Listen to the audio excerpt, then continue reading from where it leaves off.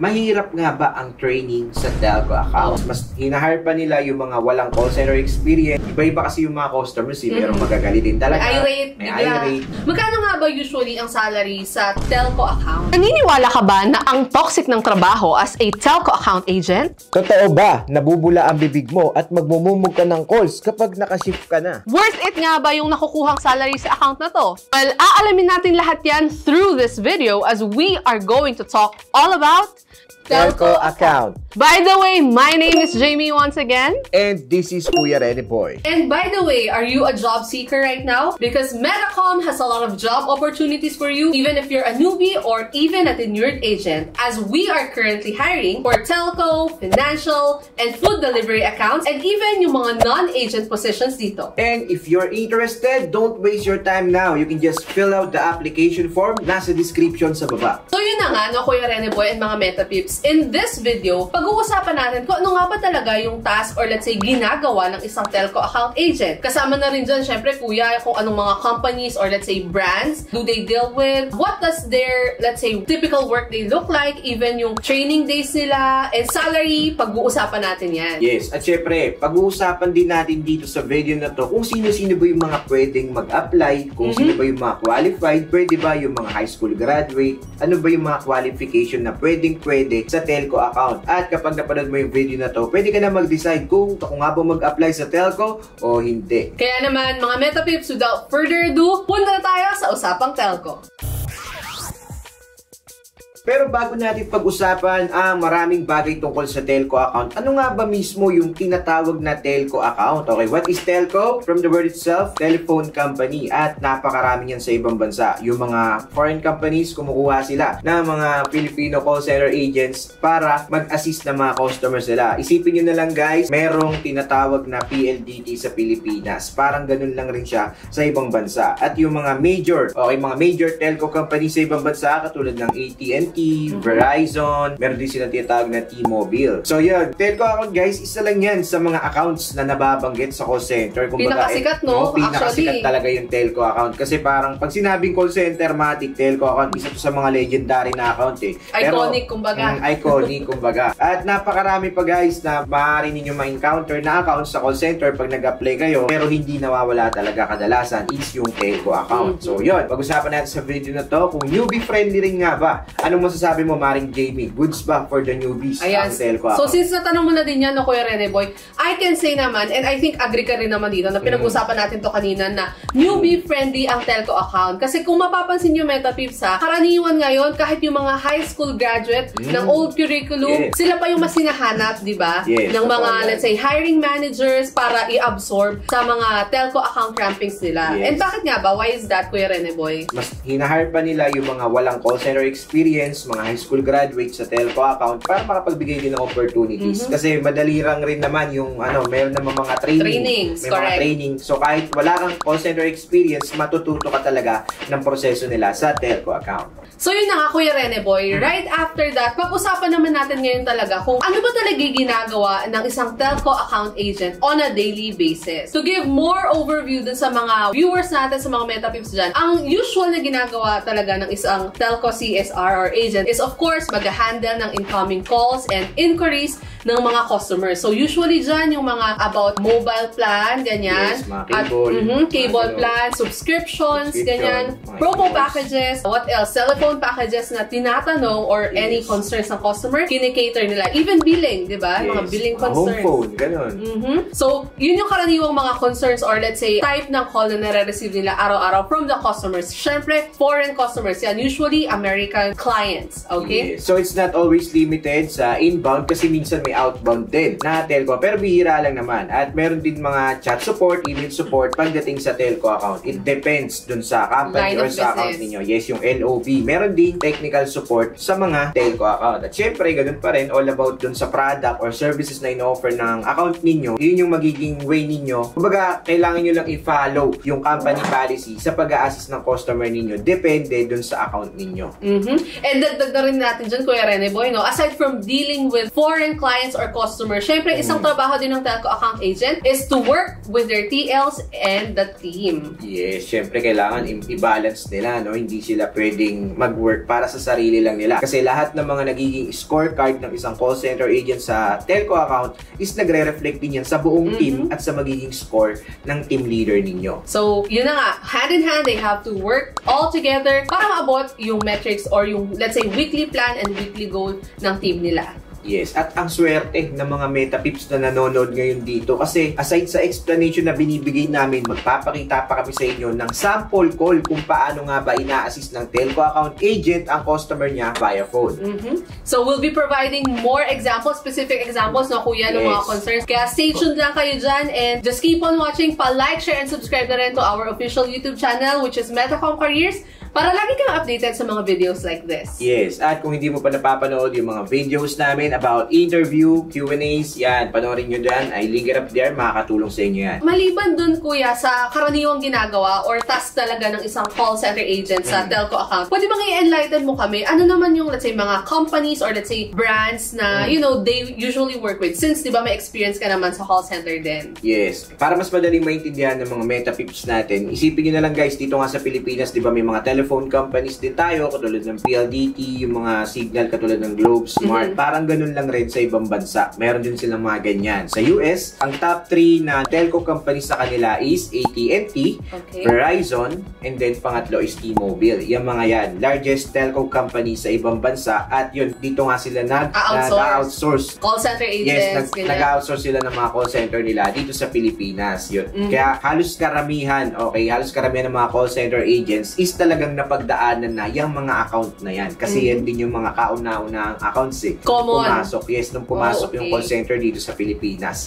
So yun, take note yun na rin yan, Metapips, especially yung mga newbies na mag-a-apply. Yan siguro, diba, karaniwang may encounter yung accounts. And even yung mga tenured agents dyan na gustong lumipat ng account, diba? Yes. At ang mostly, ang mga concerns dyan is all about mga device, mga gadgets like phone, tablets, yung mga ganyan. Siyempre, yung mga signal din, mga cable, mga home phone. Yan yung mga usual concern na natatanggap ng mga call center agents dito sa telco account. Well, kayo dyan, Metapips, baka meron pa kayong alam na mga, let's say, telco companies, brands, or let's say, services na hindi pa namin nababanggit? Feel free to comment it down doon sa ating comment section para naman mas magkaroon pa ng maraming ideas yung mga Metapips natin dyan na currently ay nagre-review and nagpe-prepare for their telco account interview. At syempre, pag-usapan din natin what type of calls or what type of concerns nga ba ang natatanggap ng isang telco account agent kapag nasa shift na siya.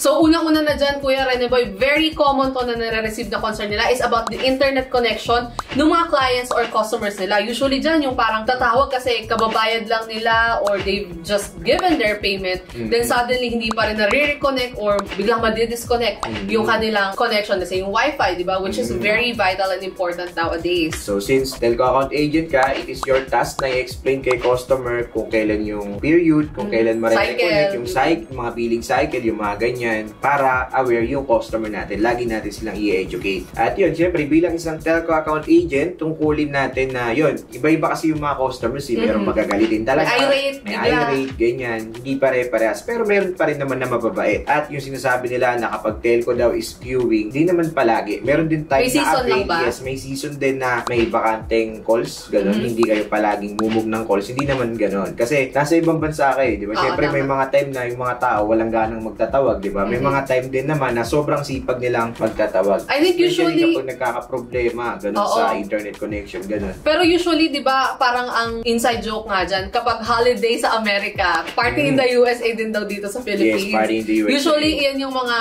walang pumapasok na calls. Walang pumapasok na calls. As in, avail. Super. Sobrang konti nung pumapasok na yung volume ng calls, sobrang solid. Sobrang nag-enjoy. Yes, sobrang nag-enjoy yung mga agents pag ganyan.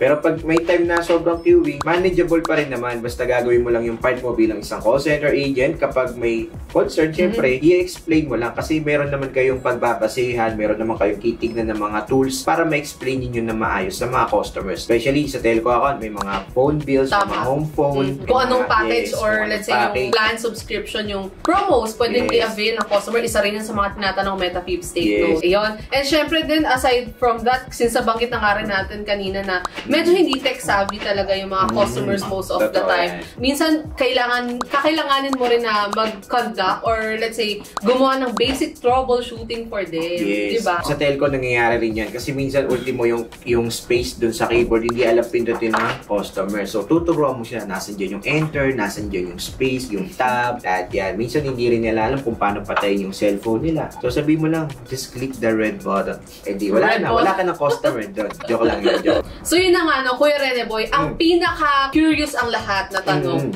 Magkano nga ba usually ang salary sa telco account? So yun, iba-iba naman yung kinikita ng mga telco account agents. Pero dun tayo sa safe side, usually kinikita nila is 17,000 to 30,000, guys. Basic lang ba yan? Yes, basic salary pa lang yan. Wala pa dyan yung maaari nilang kitain like incentives, yung mga, basta marami pa silang pwedeng kitain kung merong commission, may commission. Kasi may mga hybrid na telco eh. May telco sales, may telco na TSR, yan. So it depends pa rin sa company, it varies. Talagang nag-iiba-iba yan, guys. At syempre, kung maganda yung performance mo, at syempre, pwede ka mag-expect ng mga monthly incentive program nila na maaari mo pang kitain on top of your basic salary. And madagdag ko na rin, Kuya Rene Boy, isang factor din, di ba, sa tinitingnan is yung experience mo, di ba? Yes. When you're applying, kung gano'n yung offer sa'yo, and also, kung ano yung result ng assessment, and of course, yung skills mo. And yun nga, gaya na nabanggit mo, depende rin talaga sa company yan. But you can definitely negotiate naman if you have the right to do so. Kaya marami nag-a-apply sa call center kasi napakaraming ways para kumita. Hindi lang yung sahod mo mismo kasi may mga incentives like referral, MIP, yung mga ganyan-ganyan, attendance bonus, may sign-on bonus, yung mga yan, yung mga possible nilang kitain kapag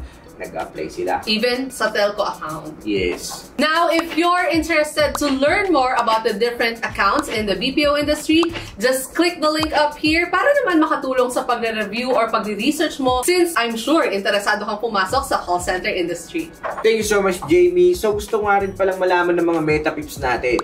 Mahirap nga ba ang training sa telco account? Oo. Ano nga ba? Anong masasay mo dyan, Kuya Rene Boy? So, yun. Para sa training ng mga telco account, halos wala rin naman yung pinagkaiba sa ibang training, sa ibang account. Kasi same pa rin, para ka lang ng estudyante, matututo ka. Okay, depende sa account ninyo. Okay, for example, ang account ninyo is, yun nga, AT&T or example, Verizon. Yan. Depende sa account. Siyempre, meron naman product training, meron ding language training. Correct. Yes, kung halimbawa, nakabase yung telco company ninyo is sa Amerika, siyempre, aaralin naman ninyo yung kultura sa Amerika. Kapag Australia-based or British, yun, aaralin ninyo yung kultura sa lugar nila para hindi kayo, yun, para di kayo mahirapan pag nasa production floor na kayo. But one thing's for sure, hindi sila malolost, di ba? If ever na matanggap sila, newbie sila, hindi po kayo mangangapa kasi, again, trainings are provided. Yes, so yun nga, mahaba nga ba? Hindi naman totally mahaba. Minsan, tumatagal lang yan ng 2 to 4 weeks. Okay? Like 1 month? Yes, like 1 month. Pero yung iba, umabot ng 1.5 month. Pero ito, tatandaan nyo guys, yung training period, ito yung pinakamasayang part ng call center journey niyo. Yes, kasi nag-training lang kayo para lang kayo estudyante, pero sumasahod kayo. So now, sa mga viewers natin dyan na job seekers or let's say yung mga aspiring call center agents, willing ka pa bang i-pursue yung telco account based sa napanood mo? At sa lahat naman ng mga call center agents na tenured dyan, kaya pa ba? O baka napasubo ka lang? Pero yun na nga, Kuya Rene Boy, no? From our end din naman, syempre ikaw din may say ka dito. Well, as for our point of view naman, mga MetaPeeps, so hindi naman sa bias or whatever, pero meron kasing saying na kapag sinabi na simulan mo daw yun na magtrabaho or mag-handle ng telco account, magiging sisiw na lang lahat ng account sa pagdadaanan mo. Kasi nga, for newbies, we will highly recommend you na mag-push through or ituloy yung application nyo sa telco account. Why? Kasi yung telco account is magsisilbing extensive training ground for you para matutunan yung mga ins and outs sa BPO accounts or let's say sa call center industry. At totoo na magandang stepping stone ang telco account, lalong-lalo na sa mga walang call center experience. And aside from that, kahit dun sa mga tenured agents na dyan na parang gustong mag-iba ng account pero telco na lang yung option nila, don't hesitate, give it a try kasi again, magiging stepping stone nyo rin yan if you want, let's say, to climb the corporate ladder. Let's say you want to have the supervisory position or managerial position, TL, gusto maging TL or OM, definitely you can nail that. Kayang-kaya mo yan. Yes, as a telco account agent guys, yun nga, iba-iba kasi yung mga customers na maaari talaga ninyo ma-encounter.